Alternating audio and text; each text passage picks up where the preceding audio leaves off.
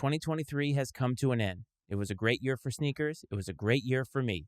What are some of the things that happened in 23? We're getting into that this time on Fire Footwear.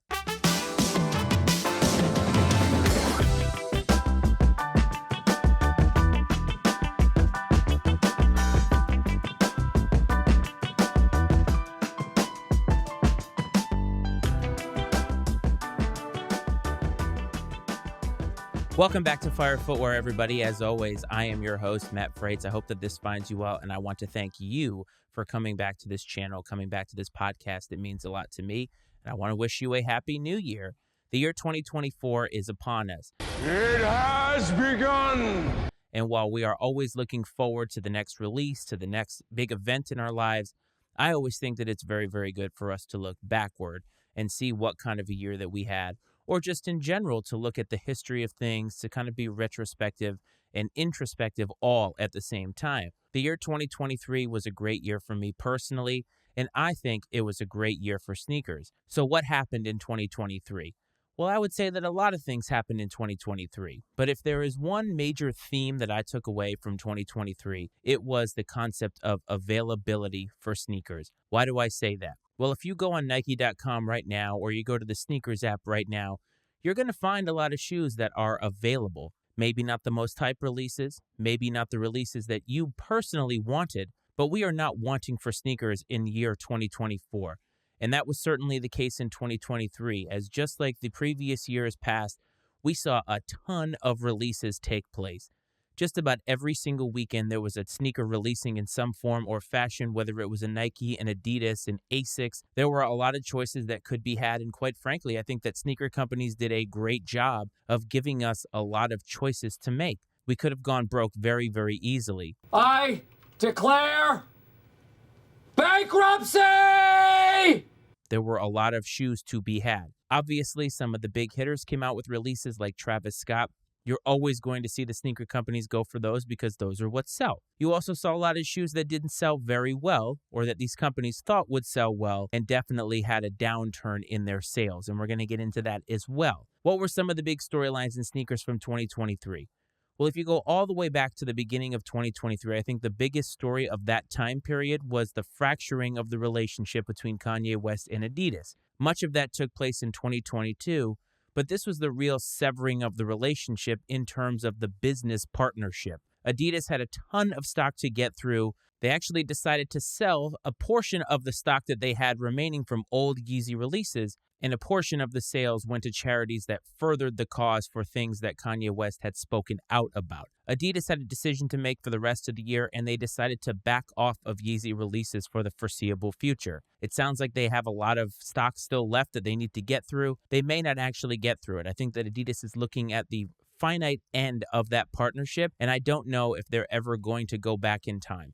And while Yeezy had a great run with Adidas, I do feel like the fracturing of that partnership was a good thing for Adidas overall. And if you go back to one of the episodes or videos that I put out a couple of weeks ago, I hypothesized that maybe, just maybe, Adidas had a better year than Nike in 2023. That's really how our year started off. If you're talking about athletics or sports, I think that Anthony Edwards really took the cake in terms of signature athletes, and I think that's because he is a new signature athlete. Obviously, there's a ton of signature athletes out there, everybody from Jordan Brand. You're talking about KD, how about James Harden? There's a ton of athletes to pick from. I pick out Anthony Edwards specifically because I think that the interaction that he had with Kevin Durant, who is one of Nike's premier flagship athletes right now, and is still one of the biggest stars in the NBA, or at least one of the most recognizable stars in the NBA. Anthony Edwards and Adidas were coming to that and saying, we have something that's better and something that is going to take over the mantle of best player edition sneaker out there. I think that Anthony Edwards is a flashy player. He obviously has a lot of moxie. I think if there is anybody who is going to take over the mantle the way that Nike thought John Morant was going to, it could be Anthony Edwards as long as he stays out of trouble.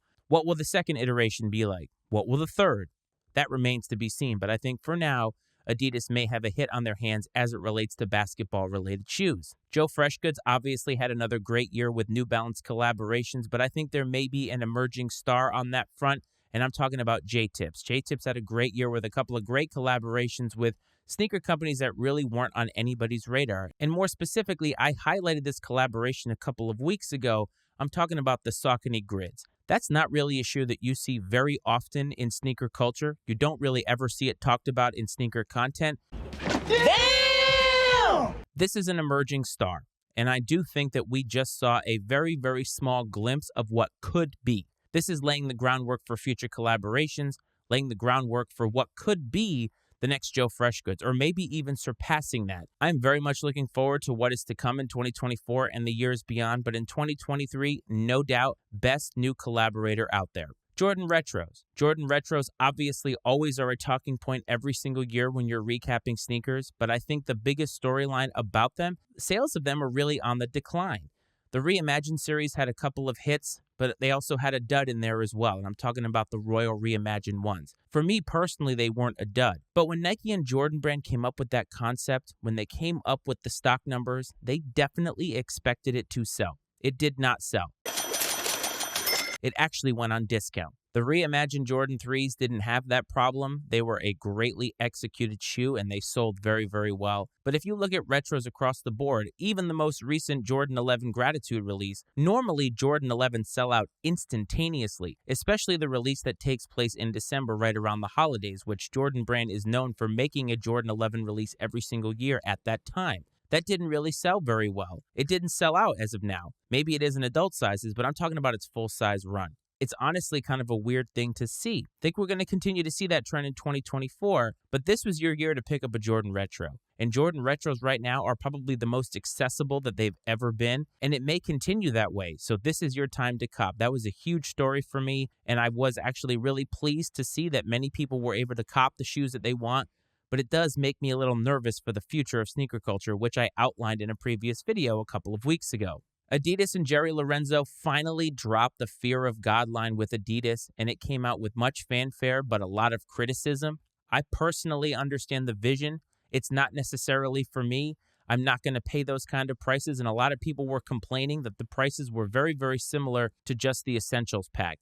Very expensive, but with Adidas branding on it. I think a lot of people don't see Adidas as a luxury brand, and I think Jerry Lorenzo brings a luxury mindset to that. The collaborations didn't look all that different from anything that he had done before, so I think a lot of people were very skeptical. Blue Steel? Ferrari? Latigra?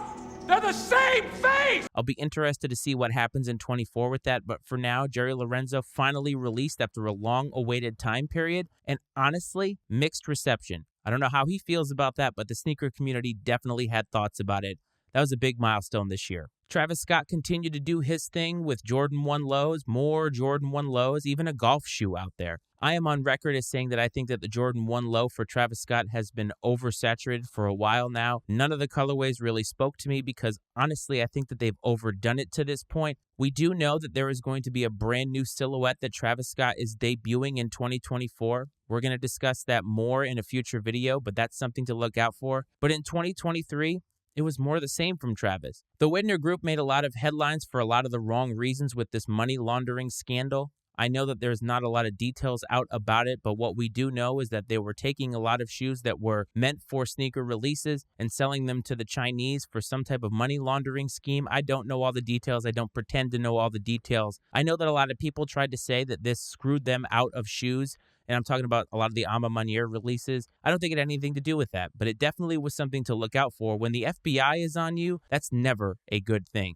However, Ama Maniere had another great year, and I think they're going to continue to have great years because Nike and Jordan Brand seem to be giving them carte blanche to do whatever they want. The Jordan 5 was the talk of the town. A lot of people liked the black colorway. I wasn't a particular fan of this collaboration. Maybe it's because I'm not that big of a fan of the Jordan 5, but Ama Maniere continues to kill it, and I do believe that Jordan Brand is very confident that they're just going to continue to hit home run after home run. Now, they had some collaborations like the Airship that didn't get a lot of visibility, but it was very accessible. Accessibility was big this year, so if you wanted an Ama Maniere release, no matter what it was, that Airship was your opportunity. Ama Maniere killed it. Will they continue to kill it in 24? That remains to be seen, but that was definitely a big highlight. The Adidas Samba, once again, was the shoe of the streets, and I don't think there's any stopping it at this point. There are collaborations to be had. There's going to be more collaborations in 2024. The Adidas Samba is here. It's cheap. It's accessible. It's simple. You don't even have to be a sneakerhead to love the Adidas Samba. It's here to stay. And I think that in 23, it was definitely the silhouette of the year. Maybe some of the collaborations weren't in line for sneaker of the year, although you could make the argument that the Wales Bonner collab, which was chef's kiss, by the way. Last but not least, Nike SB. Nike SB had a great year because of one shoe, and that was the Nike SB Jordan 4 Pine Green. Almost a unanimous sneaker of the year choice. It wasn't for me, but I do recognize the fact that it is a wonderful shoe. I think that the biggest story coming out of this was that all of the tooling, which they consulted with skateboarders about, is actually going to be on every Jordan 4 Retro going forward. That is a huge, huge home run for Nike and Nike SB. It's something that I have been wanting out of sneaker retros. I want more comfort. I want it to be brought up to the times now. Sneaker companies aren't willing to do that because the nostalgia is kind of something that people traffic in so heavily that they're unsure about whether it's going to appeal to the masses. The Royal Reimagined was 100% victim to that. It was a fire shoe, but a lot of people didn't like it because it messed with the OG aesthetic. And so I think Nike was a little tepid on this to see what will happen if we do this. It was such a home run, and it can be used in so many retros going forward that I'm really, really excited about this. But this shoe was really the talk of 23. It was, like I said, the unanimous sneaker of the year choice, and maybe it wasn't for me. It was in the top 3, if not the top 2 for most people. It was a fire shoe. Lots of other things happened in sneakers, from big red boots to the emergence of Asics Gel Cayanos to another Union Jordan 1 release. There's too many things to talk about in this one video. It was a great year for sneakers in general. And one last thing about this year is I put a lot more stock into this podcast. I tried to think a little bit more about what you, the viewer, you, the listener, wanted, and I worked more on this YouTube page. It's not perfect. I upgraded some equipment up here. I learned more about this craft.